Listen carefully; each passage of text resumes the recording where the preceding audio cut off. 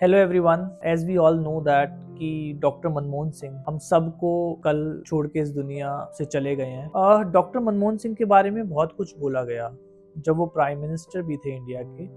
तो ये बोला गया कि he is acting as a puppet, right. लेकिन शायद हम लोगों ने उनकी अचीवमेंट्स, उनकी नॉलेज, उनकी अंडरस्टैंडिंग ऑफ इकोनॉमी को कभी अप्रिशिएट नहीं किया।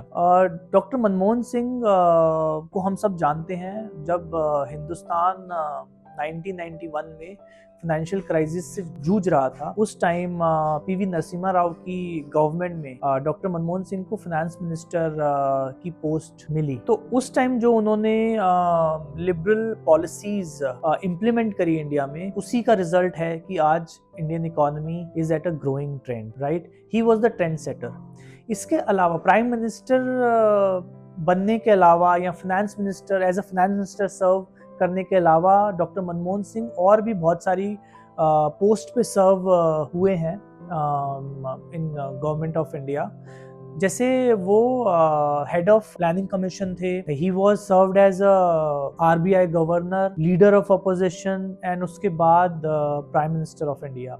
आई थिंक हम सबको ये नहीं पता कि he was fourth longest prime minister of India after Pandit Jawaharlal Nehru, Mrs Gandhi and Mr Narendra Modi. So इतनी सारी पोजीशंस पे रहने के बावजूद भी बहुत सारी ऐसी क्वालिटीज हैं जो हमें उनसे सीखनी चाहिए।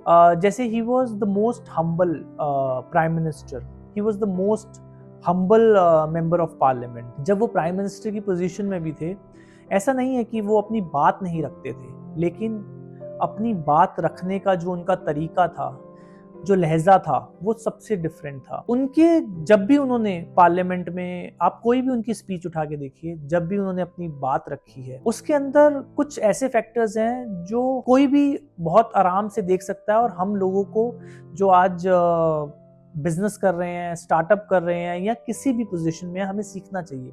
जैसे उनकी हर स्पीच में understanding of the concept, content की नॉलेज, बात को कन्विंसिंगली रखने की जो पावर थी, आई थिंक वो ही उनको बाकी सबसे अलग करती है। हम लोगों को ये भी सीखना चाहिए कि इतनी आई थिंक सबसे बड़ी पोजीशन है जो इंडिया में, that is prime minister of India.